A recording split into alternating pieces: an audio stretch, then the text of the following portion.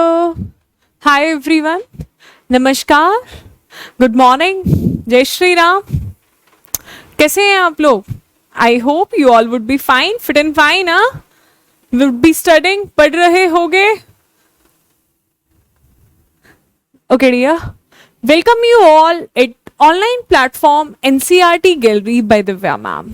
हाँ भाई, तो जैसा कि मैंने आप लोगों से प्रॉमिस किया था, बहुत सारे ऑफलाइन ऑनलाइन बच्चों की डिमांड थी कि ma'am word by word, page bye page हमें एनसीईआरटी पढ़ा दीजिए। हाँ, तो ये बेस्ट ईयर सभी एकेडमिक बैच वाले स्टूडेंट्स के लिए, जो भी बच्चा 6 to 12 तक है, आपके कोई भी सिबलिंग है, नोन है, तो उन तक ये शेयर जरूर कीजिएगा। और मैंने लास्ट क्लास 6 की भी एक वीडियो डलवाई थी इसी तरीके से dear, with in week.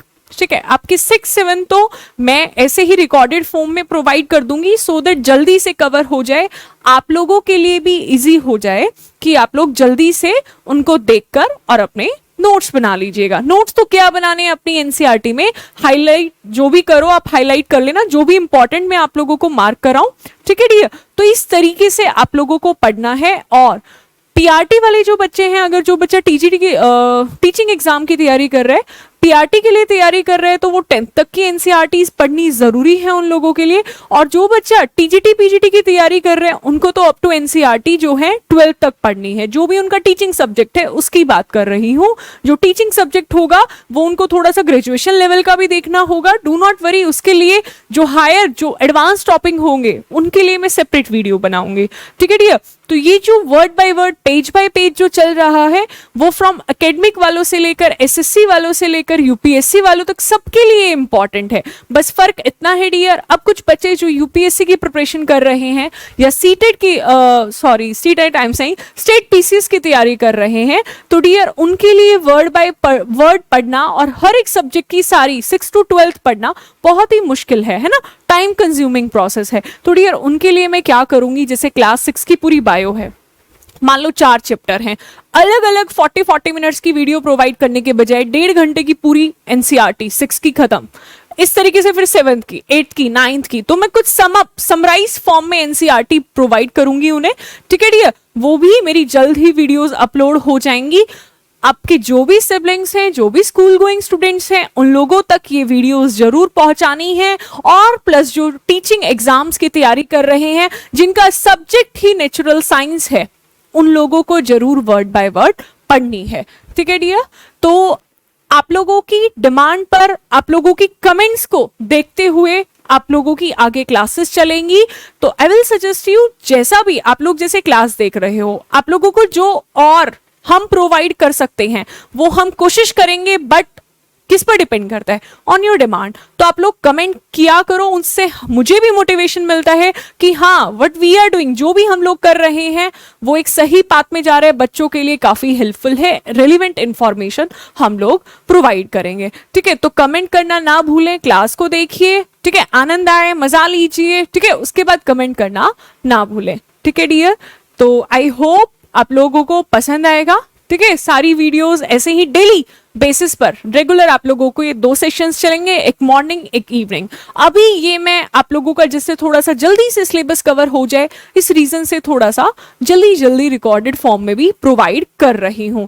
But do not worry about your doubts, आप लोगों की डाउट सारे कवर करूंगी मैं। कमेंट में भी जितना होता है मुझसे, मैं उन कमेंट्स को भी देखती हूँ। बट बाकी अगर मैं कमेंट या टेलीग्राम पर रिप्लाई ना कर पाऊं, तो आप लोगों को टेंशन लेने की जरूरत नहीं है। जब भी मैं लाइव क्लास लेती हूँ, अभी ट्यूसडे वेडनेसडे से आप लोगों की लाइव क्लास शुरू होने वाली है, तो वहां आप लोग आकर अपने कमेंट्स पूछ सकते हैं। ओके बच्चे, डिस्क्रिप्शन में मेरा टेलीग्राम लिंक दिया हुआ है, वहां से आप लोग मेरा टेलीग्राम ग्रुप ज्वाइन कर लीजिए। आप लोगों को प्रीवियस ईयर क्वेश्चंस जो भी एग्जाम के हैं, हर एग्जाम के जितने भी जीएस रिलेटेड क्वेश्चंस होंगे, वो मैं क्वेश्चन सीरीज की फॉर्म में वहां प्रोवाइड करती रहूंगी। रेगुलर अपडेट आप लोगों को मिलती रहेगी। तो चलिए शुरू करते हैं। Again welcome you all eight NCERT gallery. आज क्लास 10th से शुरू करने जा रहे हैं।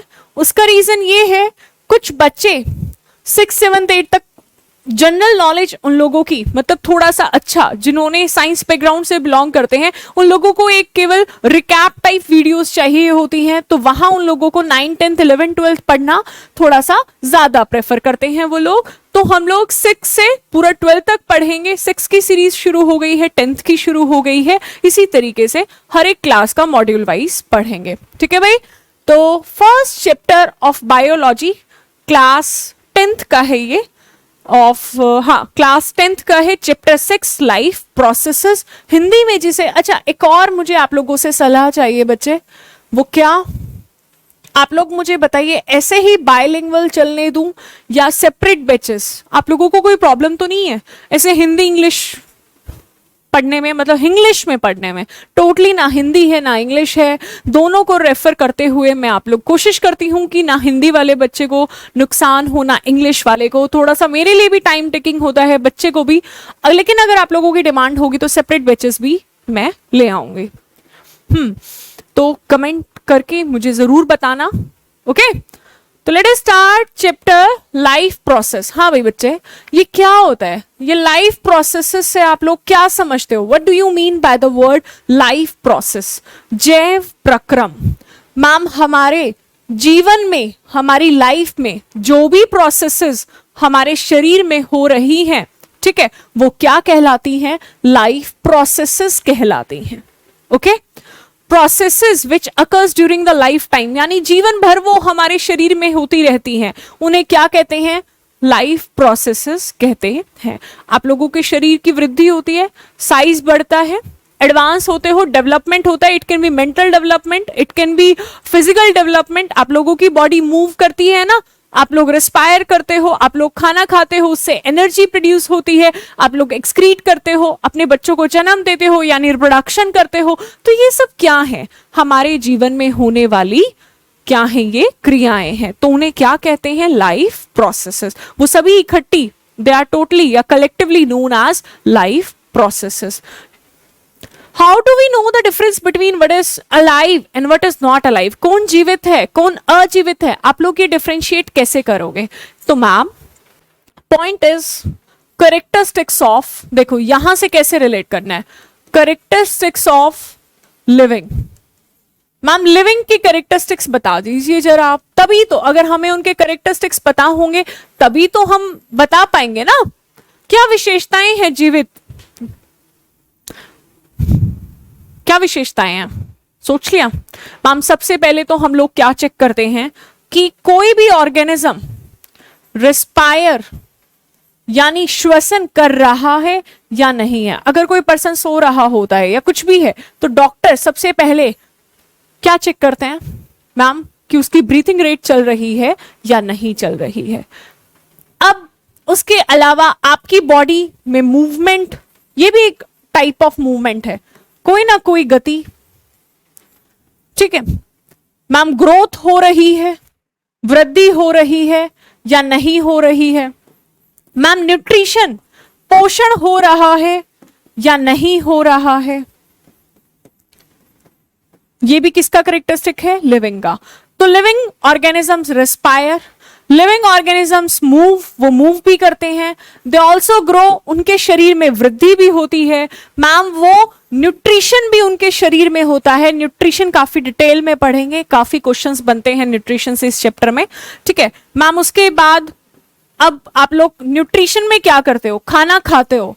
अब मैम, खाना खाएंगे, खाना खाने से क्या मिलेगी? मैम, ऊर्जा मिलेगी। क्या मिलेगी? मैम, ऊर्जा मिलेगी। अब ऊर्जा मिलेगी, उसके बाद कुछ साइड प्रोडक्ट्स बनेंगे जो बॉडी के लिए यूजफुल नहीं होते, जो शरीर को नुकसान भी पहुंचा सकते हैं, तो उनको शरीर से निकालना भी जरूरी है। तो मैम, निकालने के लिए फिर एक सिस्टम चाहिए, तो उस सिस्टम को क्या कहते हैं मैम? एक्सक्रीटरी सिस्टम, उत्सर्जन तंत्र कहते हैं। ये ऊर्जा नहीं, उत्सर्जन तंत्र बच्चे, उत्सर्जन। ऊर्जा मिलेगी और फिर मैम जो वेस्ट प्रोडक्ट बनेगा उसको एक्सक्रीशन के द्वारा बाहर निकाल दिया जाता है। और मैम रिप्रोड्यूस भी करते हैं, रिप्रोड्यूस भी करते हैं यानी प्रजनन भी करते हैं, यानी अपने ओन काइंड के बच्चों को जन्म भी देते हैं, है ना। Man give birth to man, buffalo give birth to buffalo. तो इस तरीके से अपनी ही प्रकार के जीवों को जन्म देते हैं। उस क्रिया को क्या कहते हैं? रिप्रोडक्शन। ठीक है, तो ये सारी क्या है? मोटे मोटे करेक्टरिस्टिक्स हैं लिविंग ऑर्गेनिजम्स के, जीवों की विशेषताएं हैं। तो अगर रेस्पायर कर रहा है तो भी क्या कहेंगे? बंदा जीवित है। मैम प्लांट को कैसे चेक करेंगे? प्लांट तो मूव भी नहीं करता, है ना। लेकिन मैम प्लांट के शरीर में ग्रोथ तो होती है ना, वो हमें हरा भरा दिखता है तो भी हम ये कह सकते हैं कि वो लिविंग है। मैम लेकिन कुछ पत्तियां हरे रंग की नहीं होती, कुछ पौधे ऐसे होते हैं जिनकी लीव्स ग्रीन कलर की नहीं होती, तो मैम तो क्या चेक करेंगे? मैम उसका ग्रोथ कर रहे हैं तो मैम वी विल से कि पौधा लिविंग है। ग्रोथ नहीं हो रही है तो मैम क्या कहेंगे? कि नॉन लिविंग है, निर्जीव हो गया है वो, अब वो मर गया पौधा। मैम न्यूट्रिशन हो रहा है या नहीं हमारी बॉडी में? एक्सक्रीशन कर रहे हैं या नहीं कर रहा है कोई ऑर्गेनिज्म? रिप्रोड्यूस कर रहा है या नहीं कर रहा है? तो ये सब क्या है? Characteristics of living organisms. अब आप लोग सो रहे हो तो कैसे देखोगे? मैम देखते हैं कि ब्रीथिंग रेट चल रही है या नहीं चल रही है। अब मैम ब्रीथिंग भी देख ली, ब्रीथिंग को देखते हुए हमने श्वास चल रहा है तो बता दिया कि पर्सन लिविंग है। और उसके अलावा how to know that plants are live और नॉट?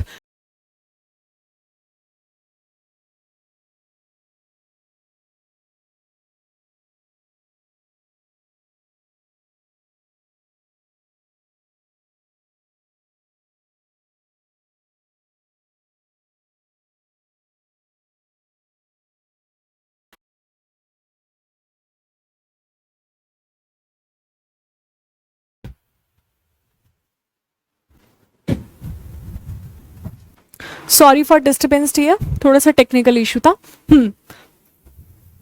चल रही है। अब नाउ क्या बात कर रहे थे? हाँ, अब मैम प्लांट का कैसे बताएंगे? तो मैम या तो प्लांट का कलर देखकर या मैम प्लांट की बॉडी की ग्रोथ देखकर। अब वो चलते फिरते तो है नहीं, लेकिन वो ग्रोथ तो करते हैं, उनके शरीर की भी वृद्धि होती है, तो वहां से पता लग जाएगा। ठीक है, अब इन अदर वर्ड्स यानी इन सबको देखते हुए देखो, फर्स्ट लाइन में है कि वी सी, अगर कुत्ता भाग रहा है, गाय जो है जुगाली कर रही है, काउ चुइंग कड यानी जुगाली कर रही है या नहीं। ठीक है, तो इन सब एक्टिविटीज को देखते हुए एक आदमी चिल्ला रहा है, ऑब्वियस सी बात है लिविंग है। तो ये सिंपल था काफी कि इन एक्टिविटीज को देखते हुए हम लोग ये डिटरमाइन कर सकते हैं, ये चेक कर सकते हैं कि कोई ऑर्गेनिज्म लिविंग है या नॉट, मतलब लिविंग है या नहीं है, ही इज अलाइव और नॉट। नेक्स्ट, मूवमेंट यानी कहने का मतलब क्या है? देखो, some of all will say but what about plants that they have leaves, ये सब हम कवर कर चुके। तो व्हाट वी कंक्लूड, हमने क्या कंक्लूड किया?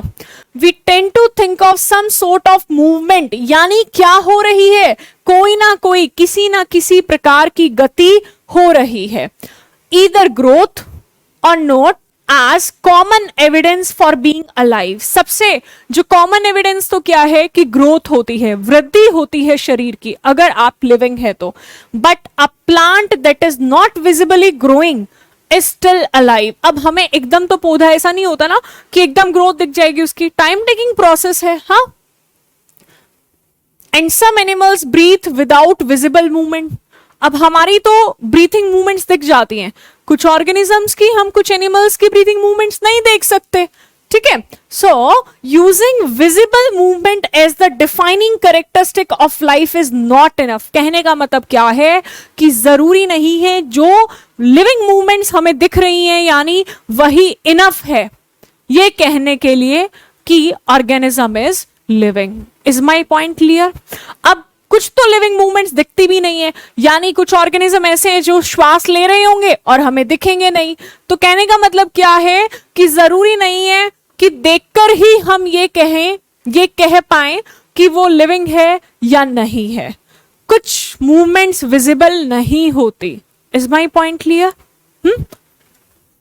Now, movement is over very small scale will be invisible to the naked eyes. ऐसी मूवमेंट्स होती हैं कि हम देख भी नहीं सकते और वो मूवमेंट्स मॉलिक्यूलर, मॉलिक्यूल यानी अणु, ठीक है, तो उन अणुओं की गति, अब ये अणु कहां से आ गए मैम?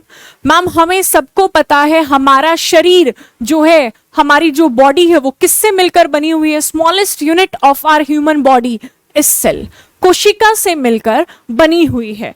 अब मैम कोशिका के अंदर बाहर सेल एक दूसरे के साथ क्या करते हैं? मैम कुछ मॉलिक्यूल्स ट्रांसफर होते रहते हैं, इधर से उधर मॉलिक्यूल्स की मूवमेंट होती रहती है।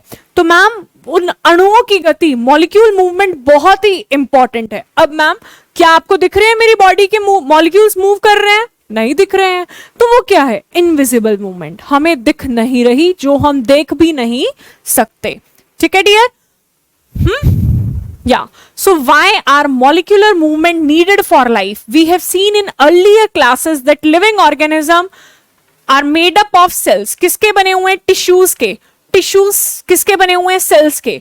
तो सेल्स जो हैं सबसे छोटे कंपोनेंट हैं, सबसे छोटा घटक है हमारे शरीर का। ठीक है डियर? तो अगर पूछा जाए smallest unit of our body, cell, कोशिका कहते हैं सबसे छोटी इकाई को। और मैम ग्रुप ऑफ सेल को क्या कहते हैं? कोशिका के समूह को क्या कहते हैं? मैम टिश्यू कहते हैं, उत्तक कहते हैं। क्या कहते हैं? टिश्यू कहते हैं, उत्तक कहते हैं। ठीक है डियर? तो because of the effects of environment, this organised ordered nature of living organism is very likely to keep breaking down over time. If order breaks down, the organism will no longer be alive. तो cell से tissue, tissue से organ बनता है, organ से system बनता है, और सारे सिस्टम्स से मिलकर हमारी बॉडी बनती है। तो ये जो फ्लो है वो बना रहना बहुत ही जरूरी है। और सबसे बेसिक यूनिट क्या है मैम? सबसे जो सरल, जो बिल्कुल बेसिक, जो मूल इकाई है वो क्या है हमारे शरीर की? सेल है। तो सेल्स के अंदर कैसी मूवमेंट होती रहती है? मॉलिक्यूलर मूवमेंट, अणु गति, अणुओं की गति होती रहती है। ठीक है dear? So living creatures must keep preparing and maintaining. हम लोग, हमारी बॉडी, जैसे हम एक घर की मरम्मत कराते हैं, क्यों कराते हैं? कि मैम उसकी लाइफ लॉन्ग हो जाए। ऐसे ही हमारी बॉडी क्या करती रहती है? अपने आप को रिपेयर करती है, मेंटेन करती है। क्या कहा मैंने? कि इसी प्रकार जैसे हम अपने घरों की मरम्मत करते हैं, our body also maintain itself. हमारी बॉडी भी अपने आप को क्या करती है? मेंटेन करती है।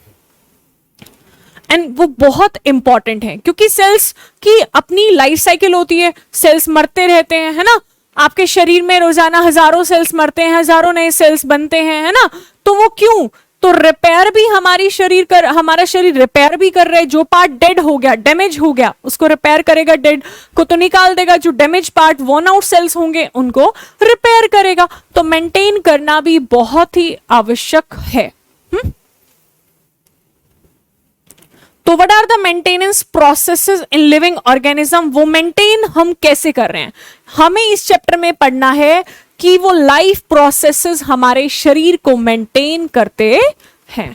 हमारे शरीर को मेंटेन कौन कर रहे हैं? मैम हमारे शरीर में कुछ ऐसी क्रियाएं होती हैं जो शरीर को मेंटेन, नियंत्रित रखती है। तो सबसे पहले what are the life processes?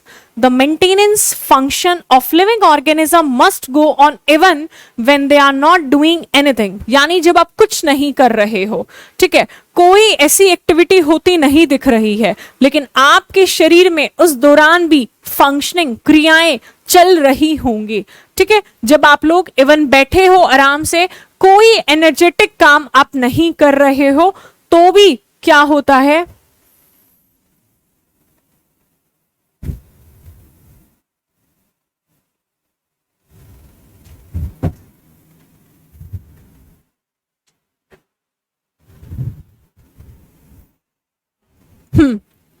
तो भी क्या होता है डियर? Let us study. तो even if we are just asleep, अगर आप सो भी रहे हो तो भी आपके शरीर की कौन सी जॉब, वो अपनी क्या जॉब कर रहे हैं? उसकी जॉब भाई जीवन भर चलती है, अपने आप को मेंटेन कर रहा है।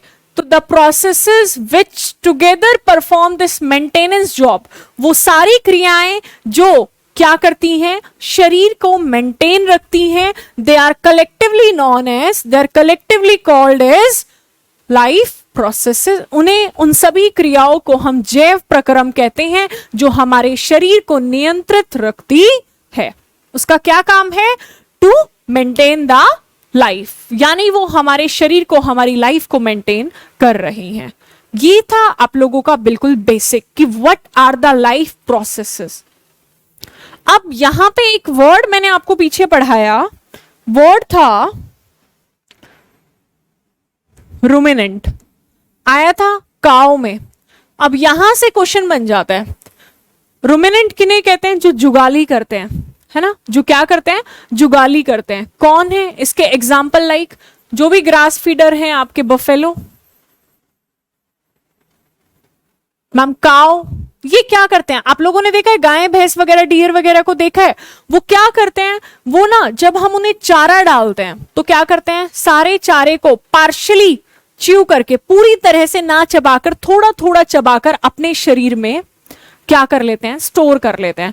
मैम वो कहां स्टोर करते हैं? रुमिनेंट्स की खास बात पता है? उनके अंदर एक स्पेशल स्ट्रक्चर होता है।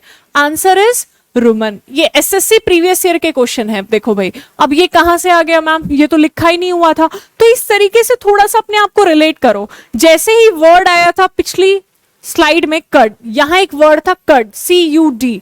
ये क्या होता है? कर्ड पता है किसे कहते हैं?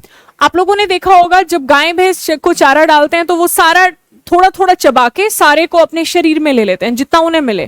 फिर क्या करते हैं? थोड़ी देर बाद जब उन्होंने सारा फिनिश कर दिया, वो वापस बाहर जो उन्होंने अपने पेट में लिया था वो वापस मुंह में आता है और वो जुगाली करते रहते हैं, च्युइंग करते रहते हैं। तो वो जो बाहर आता है ना उनके माउथ में दोबारा, उनके पेट से दोबारा जो माउथ में आता है, वो क्या कहलाता है? That is known as cud. ठीक है डियर? तो मैम कैसे हो रहा है ये? कैसे पॉसिबल हो रहा है कि मैम उनका जो स्टमक है, स्टमक के, देखो हमारा स्टमक एक कंपार्टमेंट है, उसमें है ना, एक ही कंपार्टमेंट है, लेकिन जो रुमिनेंट्स होते हैं उनके स्टमक में अलग अलग 4 कंपार्टमेंट होते हैं और उनमें से एक कंपार्टमेंट का एक हिस्से का नाम है रुमन। पेट का जो भी रुमिनेंट होगा उसके स्टमक का 80% जो है रुमन होता है। और रुमन का फंक्शन क्या है कि मैम वो स्टोर कर लेता है। क्या कर लेता है? स्टोर कर लेता है। किसे स्टोर कर लेता है? मैम जो भी उन लोगों को डाला जाता है, थोड़ा थोड़ा हल्का हल्का चबाकर उसको वो अपने रुमन में स्टोर करते हैं और जब सारा फिनिश हो जाता है तो उसको वापस माउथ में लाकर पूरी तरीके से चबाकर वापस अपने पेट में भेज देते है। ये कहानी है रुमिनेंट की। तो पूछ लिया जाए कि उनका एनलार्ज स्ट्रक्चर क्या है, रुमिनेंट्स का स्पेशल फीचर क्या है, ठीक है, तो आंसर इज रुमन। किसमें प्रेजेंट होता है? जुगाली करने वाले जीवों में, रुमिनेंट्स में। यानी एग्जाम्पल बफेलो, काओ, ठीक है, जब हम इनको चारा डालते हैं तो आप लोगों ने ऑब्जर्व किया होगा वो अक्सर ऐसा करते हैं। तो ये कैसे पॉसिबल हो रहा है? Due to presence of rumen. Since these maintenance processes are needed to prevent damage and breakdown, ma'am जिससे कि हमारा शरीर डैमेज ना हो, हमारी बॉडी की सीक्वेंस ब्रेक ना हो, टूटे ना वो कतार, energy is needed for them. क्या चाहिए हमारे शरीर को? मैम ऊर्जा चाहिए। क्या चाहिए? ऊर्जा चाहिए। मैम वो ऊर्जा आएगी कहां से? मैम वो कहीं ना कहीं बाहर से आएगी, हमारे शरीर के एक्सटर्नल एनवायरमेंट से आएगी। तो कोई ना कोई तो ऐसी क्रिया होगी, there must be a process to transfer और a source of energy from outside the body. Ma'am फिर कुछ ना कुछ तो ऐसा है कि बाहर से, अब मैम एनर्जी बाहर से आएगी तो मैम उसको हम ग्रहण करेंगे, फिर हमारी बॉडी में उससे एनर्जी हमारे शरीर को मिलेगी। तो ऐसा क्या प्रोसेस है? ऐसा कैसे पॉसिबल हो पा रहा है? तो the process by which we take food, किससे मिल रही है हमें? एक्स्ट्रा। मैम हम फूड खाते हैं, खाना क्यों खाया जाता है? To get energy. ठीक है dear? Why do we eat food? To get energy. हमें अपने लाइफ प्रोसेसेस करने के लिए एनर्जी की रिक्वायरमेंट, आवश्यकता है। ठीक है, तो वो रिक्वायरमेंट हम कहां से फुलफिल करते हैं? मैम हम लोग खाना खाते हैं। वो खाना हमें कहां से मिलता है? कल मैंने क्लास 6 का एनसीईआरटी का फर्स्ट चैप्टर डाला था, food and where does it come from. तो देखो लिंक्ड है, कहां से मिलेगा? या तो प्लांट सोर्स है या एनिमल सोर्स है, या तो हमें पौधों से मिलता है या हमें एनिमल्स से मिलता है। ठीक है डियर? तो ma'am the process by which we take food and utilise it to get energy, और उसी भोजन का क्या उपयोग करते हैं किस प्रोसेस में टू गेट एनर्जी, तो उस एंटायर प्रोसेस को क्या कहते हैं, न्यूट्रिशन। ठीक है dear, the process by which we take food and utilise it to get energy is called nutrition. तो पढ़ लिया, एक प्रोसेस तो हो गया मैम न्यूट्रिशन। क्या प्रोसेस हो गया मैम, न्यूट्रिशन, पोषण जिसे हम कहते हैं। अब मैम इसके अलावा इससे क्या होगा मैम, हमारे शरीर को प्रॉपर टाइम पे खाना मिलता रहेगा तो हमारी बॉडी की क्या होगी, वृद्धि, हमारे शरीर का विकास होगा, हमारा मेंटल डेवलपमेंट होगा, हमारी हाइट बढ़ेगी, हमारा वेट बढ़ेगा। तो मैम इससे कह सकते हैं कि उससे हमारा शरीर ग्रो करेगा। अब ma'am additionally raw material will also be needed outside, हमें बाहर से उसके अलावा हमें कुछ रॉ मटेरियल भी चाहिएंगे, रॉ यानी कच्चा। Since the life on earth depends on carbon based molecule, जो भी लाइफ है अर्थ पे, ठीक है, वो किस पर डिपेंड है, कार्बन बेस्ड मॉलिक्यूल, यानी वो अणु जो किस पर डिपेंडेंट है मैम, कार्बन पर। कॉम्प्लेक्सिटी ऑफ दीज कार्बन, हाँ तो यानी हर एक फूड आइटम में भी देखते हो आप लोगों ने कार्बोहाइड्रेट पढ़ा होगा, फैट पढ़ा होगा, हमारे भोजन में कार्बोहाइड्रेट भी होता है, फैट भी होता है, प्रोटीन भी होता है। तो ये किसके बने हुए हैं मैम, इनमें भी कार्बन पाया जाता है। तो मैम हमारी लाइफ, अर्थ पे लाइफ कार्बन डिपेंडेंट है, किस पर डिपेंडेंट है, कार्बन डिपेंडेंट है।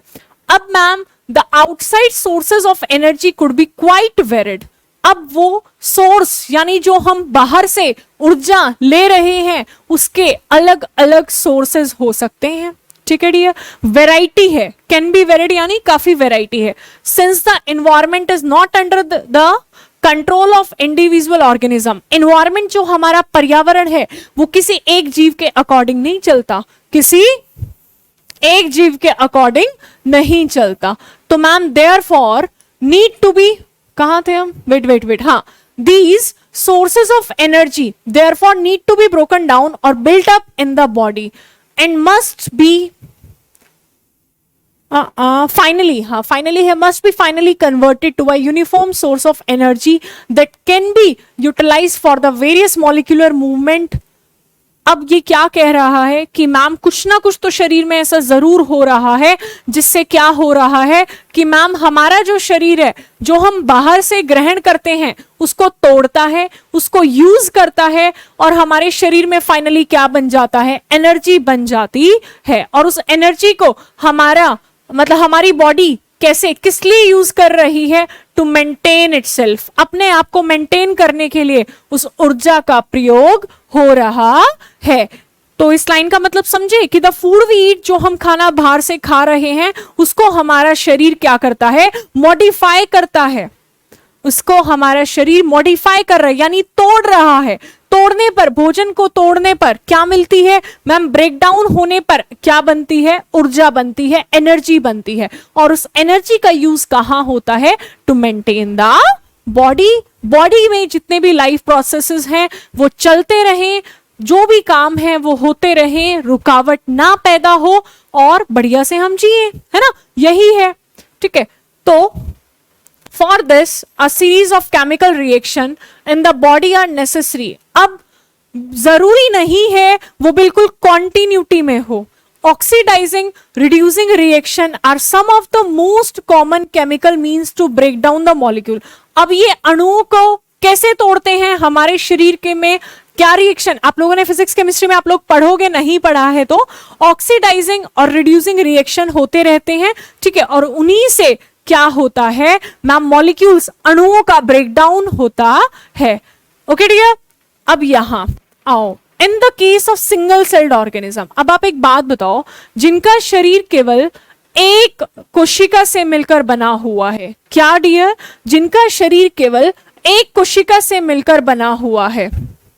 एक second, we forget the line, यहां से हम भूल गए।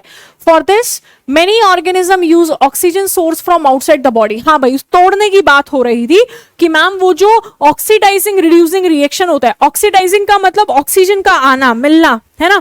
जैसे आप लोग ये बताओ, आपके शरीर में जब ऊर्जा बनती है तो खाने के साथ क्या मिलता है, ऑक्सीजन। तो कैसा रिएक्शन हो गया, कैसी क्रिया हो गई, ऑक्सीडाइजिंग रिएक्शन। अब मैम ऑक्सीडाइजिंग रिएक्शन होगी तो एक बात बताओ, ये बाहर से ऑक्सीजन कैसे आया शरीर में? कोई ना कोई सिस्टम इसका भी होगा, ठीक है, क्या होगा? कोई ना कोई सिस्टम इसका भी होगा। तो the process of acquiring oxygen from outside, यानी वो क्रिया जिसमें हम क्या करते हैं, बाहर से ऑक्सीजन लेते हैं and use it in the process of breakdown of food. और फिर कहां प्रयोग करते हैं मैम? खाने को तोड़ने के लिए। हमने ऑक्सीजन को लिया और ऑक्सीजन को किस में यूज कर लिया? In breakdown of food. So this process is known as respiration. एक वर्ड आ गया, अब की टर्म साइड में लिख लीजिए, लिख लेना, न्यूट्रिशन। ये आपको लिखना चाहिए, ये हैबिट बनाओ, जो भी इंपॉर्टेंट वर्ड पढ़ो उनको अपना साइड में की वर्ड कॉलम में लिख लिया करो।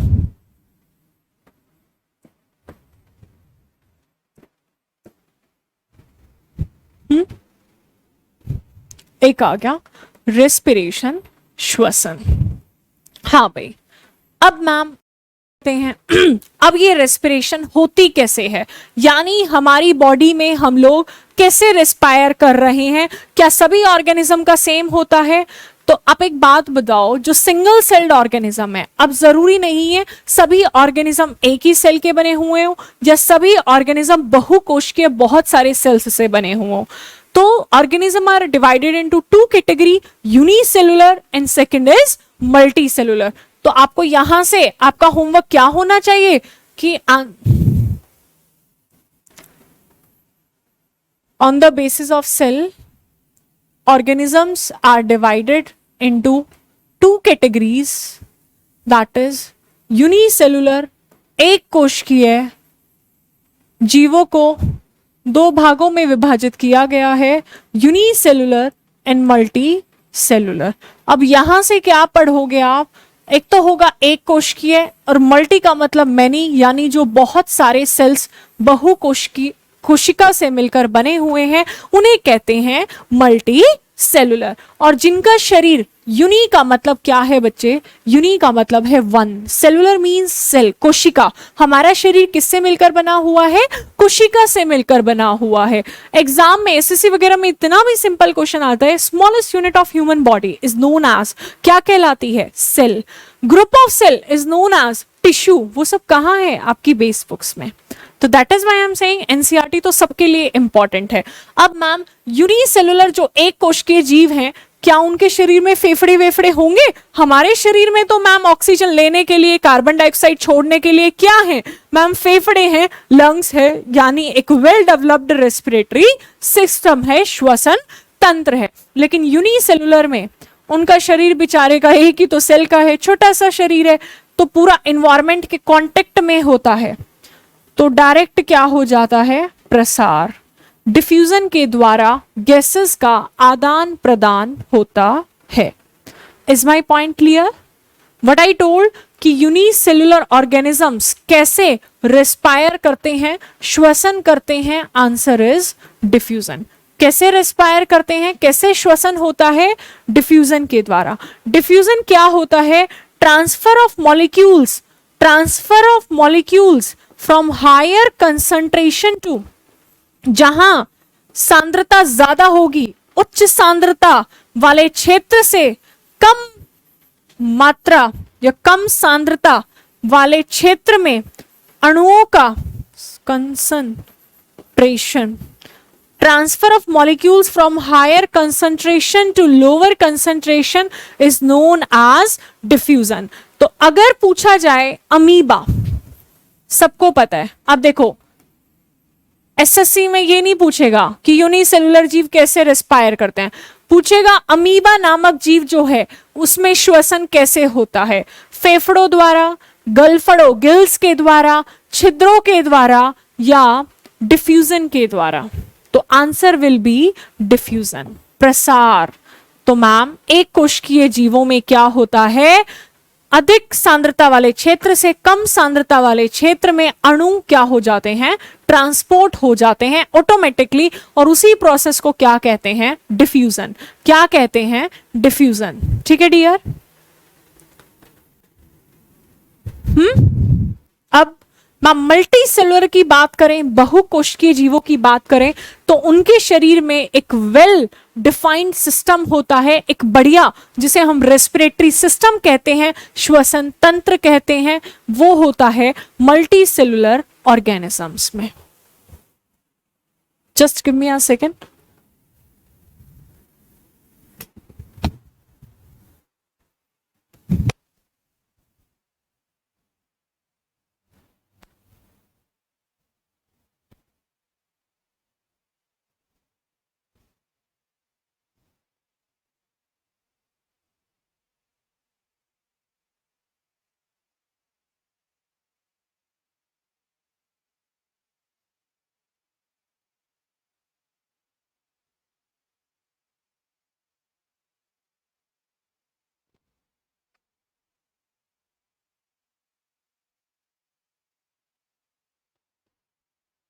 ओके डियर, तो यहां तक हमने पढ़ा कि कैसे सिंगल सेल्ड ऑर्गेनिज्म, एक कोशिकीय जीव रिस्पायर कर रहे